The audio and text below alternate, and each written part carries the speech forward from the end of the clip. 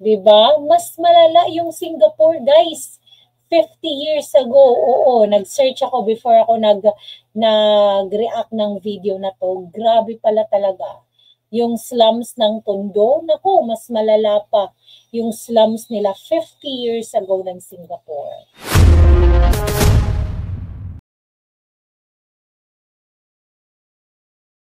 After ng showbiz, you became one of the youngest politician. Ang istorya na noon, simple naman. Nagdadrive ako, nakakita ako ng mga poster ng mga politiko. Okay ito bakit kaya hindi ako sumali? Sali ka? Then I went to Lito Atienza, tinanggap naman ako. Inisip ko, mag-kusyal muna. In fact, hindi ko alam ang trabaho na magiging kusyal. Pumasok ka sa politika nang wala kang naiintindihan. Ang alam Gano'n naman talaga mostly ng mga artista, di ba? Alam mo yung papasok lang sila sa politika kasi alam nilang mananalo sila. Kasi nga, sikat sila. Alam mo yung mga tao, kailangan talagang baguhin yung mga mindset ng mga tao din eh. Kasi alam mo yun, pwera na lang sa ibang mga artista tulad ni Yorme na kung saan dinevelop talaga niya yung skills niya, pinag-aralan niya, pinagsikapan niya, para malaman niya yung lahat na kinakailangan niyang malaman para maging effective siya as politician. Pero yung iba talaga, guys, wala. Ano lang sila, yung tama nga yung sinabi yung sa kanya dati, pa-cute-cute lang. alam mo yung dahil marami silang fans, tatakbo na lang sila. Hindi nga sila dumaan sa pagiging konsihal, hindi dumaan sa pagiging mayor, hindi dumaan sa pagiging governor. Wala, diretso senador. Guys, senador diretso. Grabe. At least si Isko, grabe si Yorme, dumaan muna siya sa pagiging konsihal. Wow, hindi dumadaan sa butas ng karayom. Grabe no, senador ka agad yung tinatakbuhan nila. Kaya yun, ngayon, kahit anong bill, pirma lang ng pirma, hindi naman alam kung anong nasa ilalim ng mga bill. Tsaka pag nasiwalat na nung nalaman na ng maraming tao at marami ng mga, alam mo yung marami ng kumukontra, marami ng against sa bill, marami ng mga naririnig na mga balita. Ibabawiin na naman yung signature nila. Kasi daw marami daw mga against na mga tao. Paano? Hindi nyo pala binasa yon sa simula pa lang? Pirma lang kayo ng pirma? Yun yung nangyayari sa mga taong mostly sa mga artista. Sumikat lang at naging mga senador. Kaya hindi alam yung paggawa ng batas. Alam mo yun, it's really important, guys. Kaya isipin yung mabuti, guys, yung kinabukasan ng mga anak nyo, kung maihahalal nyo yung mga taong to, isipin nyo mabuti kung karapat-dapat ba ito para sa posisyon. Hindi porket artista sikat, ay, si ano to, kilala ko to, ganun. Guys, remember, sa mga movies, acting lang yan. Hindi ibig sabihin palagi siyang bida doon, maganda na yung maganda na yung pamamalakad niya. Hindi. Dapat, guys, talaga experience talaga yung kailangan, guys. Ang alam ko lang, yung pakiramdam ng tao kapag kumakala masikmura niya. And I believe that is the job of the government to ease yung katayuan ng hirap ng buhay ng tao. Yun ang alam kong gobyerno. Kaso, yung kusyal pala mambabatas. Eto na. Oo nga. Oh, Diyos ko. Na-realize ko, salamat sa mga taga-Tondo, talo lahat ang mga kasama ko, ako lang ang naswertehan. Oo. Pang-ilang ka? Pang-5 out of 6. High school finish ako, remember? Yeah. Hindi ako natapos ng kolehiyo. Ang nangyari, nakatikim na ako ng masasakit na salita. Galing? Di ba? Makakatikim ka talaga ng masasakit na salita, lalo na alam mo yung mababa lang yung pinagtapos mo, lalo na yung pag artista ka na alam mo yung hindi masyadong sikat, yun, tatanggap ka talaga ng mga batikos. Pero pag sikat na sikat ka, naku, ang bango-bango mo.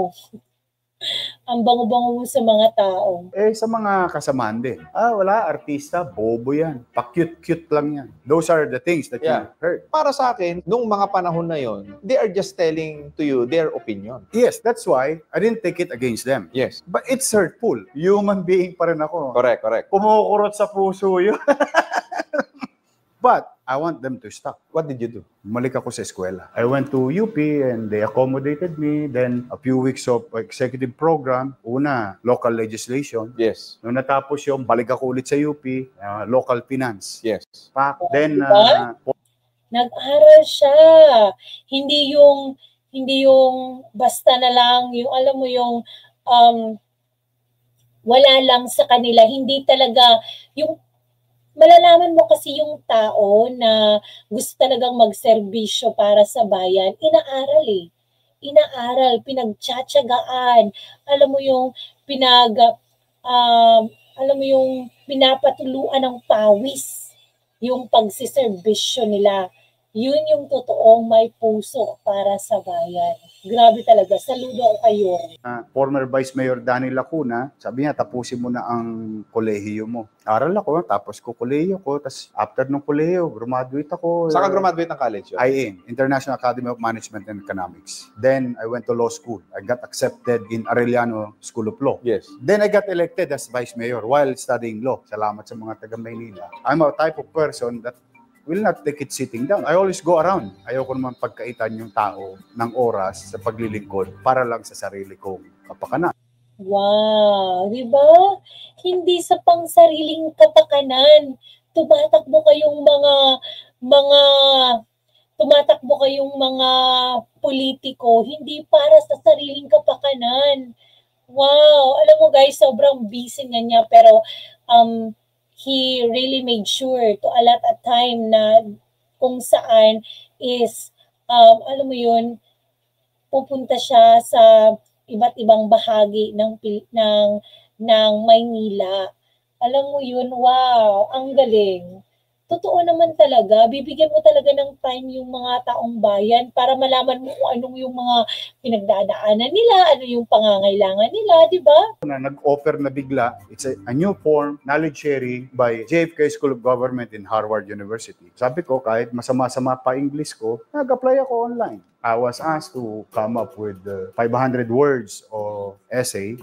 Naka 12.50 na ako, katulong ko pa ESME ko. Sinubmit ko, sabi ko, wala namang mawawala sa akin. Fortunately, after a few weeks, I received a letter. Wow, grabe no? Mag-aral din kaya tayo sa Harvard. John F. Kennedy, no? Wow. Grabe, natanggap si Yorme, di ba? 500 yung kinakailangan, pero 250 lang pinasan niya. Wow, galing ah. Galing ni Yorme. Letter, got accepted. Saan? Sa JFK School of Government, sa Harvard University, to take up executive program. After that, sabi, ano ba pinakamalaking school sa buong mundo? Pinakasikat. Sabi la, Oxford University. Yes. O di, punta rin ako sa Oxford, nag-apply ako. Tinira mo rin? Na-approve ako. Nakarating din ako doon. Then I went back to Harvard. Tapos ka ng 2 beses sa Harvard na Executive programs. tapos ka rin sa Oxford na executive program. Yes. Paano maging kagaya mo? Kung gusto mo ng growth, acquire additional knowledge. Yun. One of the most Grabe, hindi basta-basta si Yorme, no? Tapos ng 2 course sa Harvard, tapos sa Oxford. Grabe, wow. Guys, ang hirap kaya. Hirap na makapasok sa mga university dito sa Pilipinas, no? Sa ibang bansa pa kaya. Wow, galing-galing niya. Grabe guys, kaya pala yung grabe, how to be you po, Yorme. Galing niya, no? the most practical way for you to become resourceful is to acquire knowledge. Of course. Correct. Why deprive yourself of learning? Ito yung tanong ko sa'yo, diploma o diskarte? With or without diploma, kailangan madiskarte ka. Your ability to distinguish a situation in front of you Yes. and your situation deep within. Ano ba ang pangarap ko sa buhay? Ay makaangat-angat naman. Good. Oo. Ano ba yung angat na level na gusto mo? So, importante na meron kang goal. Matanong ko, Correct. ano Correct talaga. Importante sa buhay na meron tayong goal. Learning is never ending talaga, no? Alam mo yung marami ka talagang magagawa sa buhay at marami kang, alam mo yung maaabot pag you never stop learning. Totoo talaga yun. Pag yung tao may goal, hindi ko talaga maiisip na wala siyang maaabot. Pero pag yung tao walang goal, yun, wala ka talagang maaabot kasi wala kang goal sa buhay. Pero pag meron kang goal, meron kang gustong makamit sa buhay, meron kang gustong maabot, ay nako, makikita mo talaga na kahit na mabagal yung pag-unlad mo, basta wala ka lang tinatapakan na tao, wala ka lang inaabuso, wala. Ay nako, sasabihin ko sa'yo, with the help of God, we can do all things. So, kaya, go lang ng go, katulad ni Yorme, oh, grabe. Ano ang pinakamahalagang parte ng barko? Okay. Ang pinakamahalagang parte ng barko? Timon. Tama, may utak ka. O yung makina ng barko. Malusog ka. O yung katawan ng barko. Ayos. Marami kang pwedeng magawa. Pero ang barko, kapag walang timon, Walang direksyon. kahit gaano kalakas sa makina niyan, walang direksyon yan. Walang uuwian. Walang pupuntahan. And goal, this is the light of your journey. Yorme, maganda yung sinasabi mo eh. Kaso nga lang, hindi naman totoo. Pangarap, nagkakatotoo. Pangarap ko maging kapitan ng barko, but God intervened. Akalain mo Totoo talaga yun. Yung timon sa barko, sobrang liit lang, pero siyang nagdadala sa buong barko. Walang mangyayari sa barko na yung palutang-lutang lang yan sa dagat, pero walang papupuntahan kung wala kang goal sa buhay. Marami talaga kong kilalang ganyan. Alam mo yun, sobrang yaman nila, madami silang pera, pero alam mo yun, yung buhay niya, yung lifestyle na, wala lang.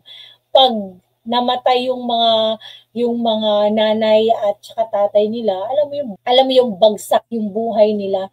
Kasi wala silang goal sa buhay. Kasi alam mo yung mayayaman na sila kaya nako, kahit ano na lang ginagawa, alam mo yung walang mga plano, walang mga initiative, walang ganun. Pero pag mahihirap talaga, nako, grabe yung mga goals natin dyan, di ba? So, believe talaga ako sa mga taong merong mga goals, may mga pangarap sa buhay. Kasi yun talaga yung magdadala sa atin patungo sa tagumpay. Huwag ka naman aasa na sa Diyos lamang ang lahat ang gagawin. Busy rin si Jesus. Marami rin tinutulungan. Marami rin. So you have to help yourself. The reason why you are also a good leader.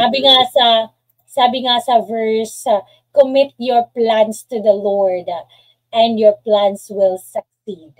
So, commit your plans. Ibigay mo lahat sa Panginoon at magtrabaho ka. Gawin mo lahat ng makakaya mo at syempre wag mong pabayaan yung relationship mo kay God kasi importante yun.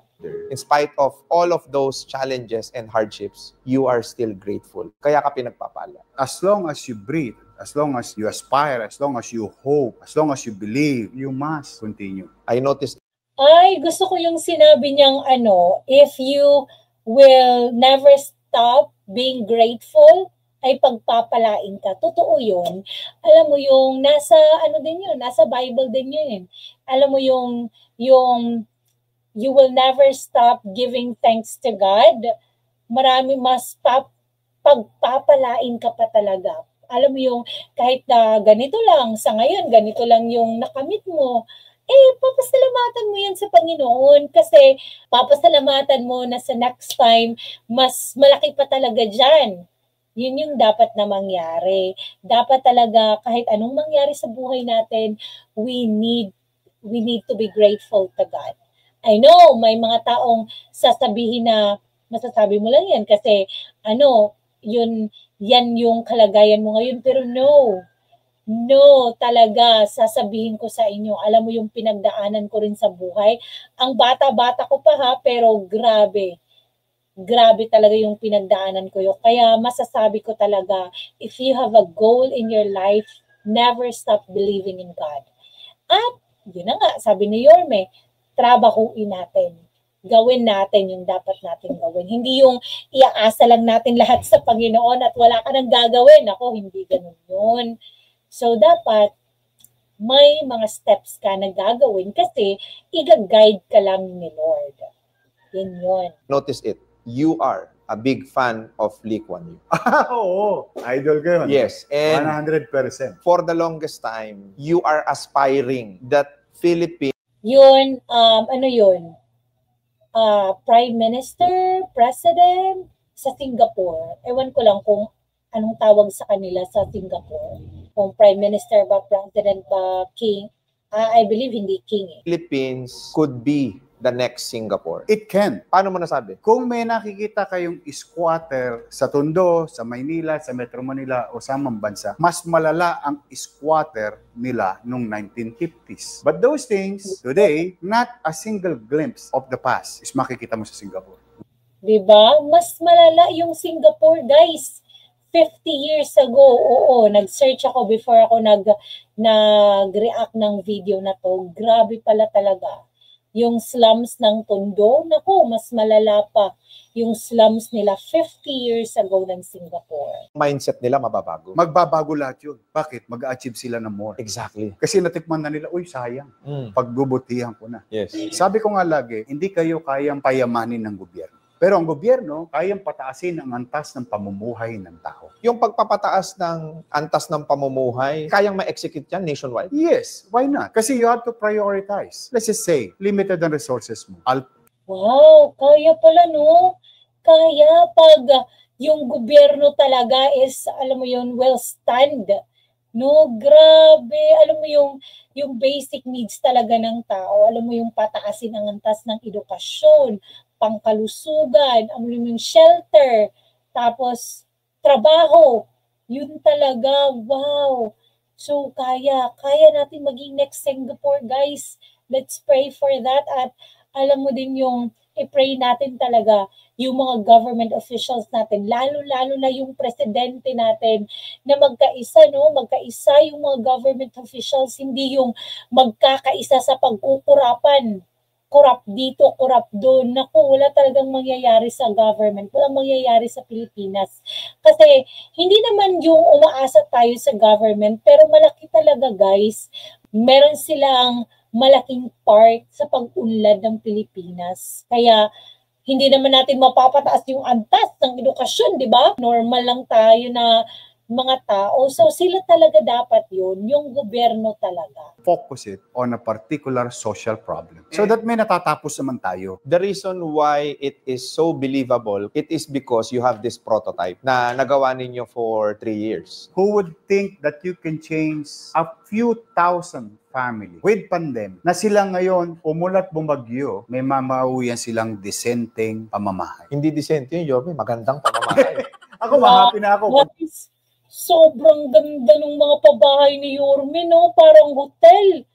Grabe, alam mo yung mga, hindi naman siguro hotel, pero motel. Parang mga ganun, yung mga 2-star. Yung mga ganyan. Wow, grabe, galing-galing. Ako, pag tinawag ko Ang ganda ng mga labi ng mga pabahay ninyo eh. Ilan ang vertical housing ng Maynila? 3 natapos under my watch. Ngayon, tinatapos under Ate Hani's watch, yung 3 pa. Taga Maynila naman ako, pwede ba ako mag-avail dyan? Yes, any John Doe's and Mary na walang sariling bahay, inahayaan ko sumulat sa pamahalaan. Lalaad nila yung kwento nila na gusto nila magkabahay kasi matagal na sila nangungupahan. Then, kapag sila kumpirmado ayos sa kanilang kwento at sitwasyon na they deserve to have and avail the program, inilalagay ko sila sa raffle. Nakukuha ko yung gusto nyo mangyari, Yorme. Magsusulat ka lang sa gobyerno tapos iaano mo lang na deserve mong magkaroon ng bahay. Alam mo yun? Wow! Ang ganda ng ano nito, ang ganda ng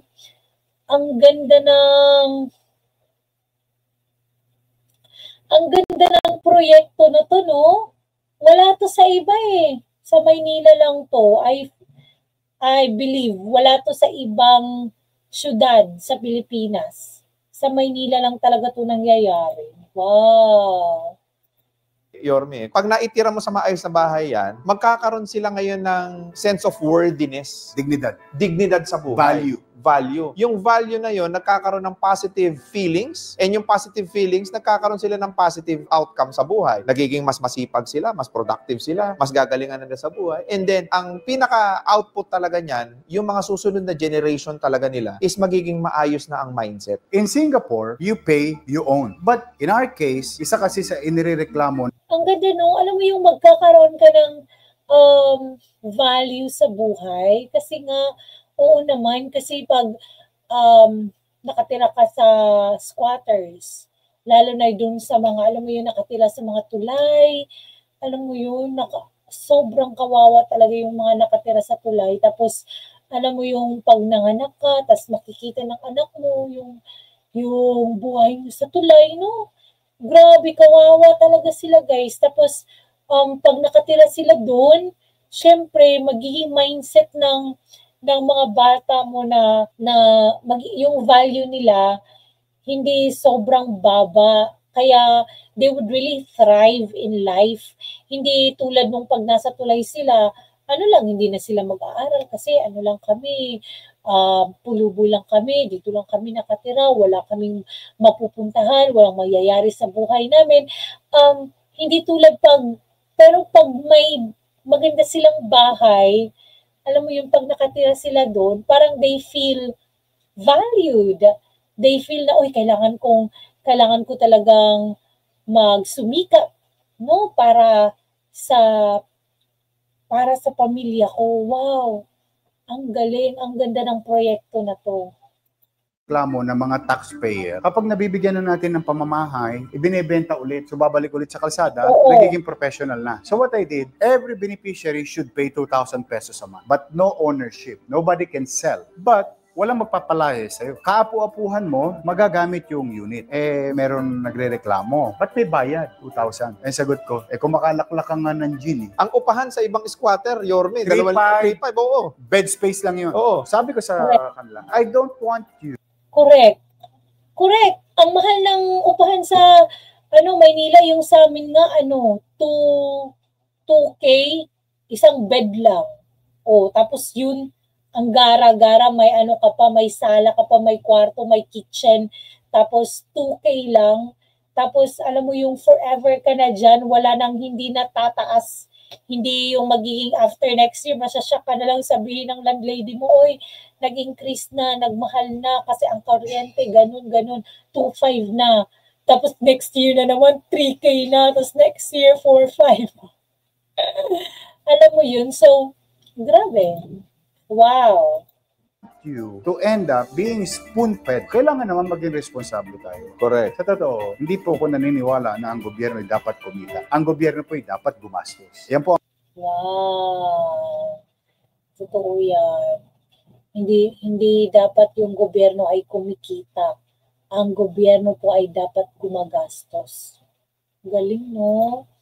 Galing ni Yorme. Yan po ang paniwala ko. I may be wrong kasi ang pera na kinikita ng gobyerno dapat ibinabalik din through services. So hindi kami para magnegosyo. That's why I asked for the 2,000 pesos para maging responsable ang tao dahil doon sa batas na ginawa natin, after 5 years o after 10 years, let's just say ayaw mo na. Yes. Susoli ko sa iyo yung 2,000 pesos. Lahat ng binayad mo? Kasi uunlad ka na Ayaw mo na. Ibig sabihin, meron ka nang bibilihing bagong bahay. Sa isang taon, di 24 million. 24. Sa 10 taon, 240,000.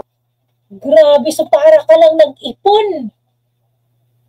Galing-galing, no? Parang, alam mo yun, yung sanglatira, paano ka lang ng sanglatira, pero yung sanglatira, hindi ka naman makakapag-avail nun kung wala kang pera. So, makaka-avail lang ng sanglatira, yun lang mayayaman, yung may pera lang talaga. Pero ito, 2K lang every month. Tapos, let's say after 5 years, gusto mo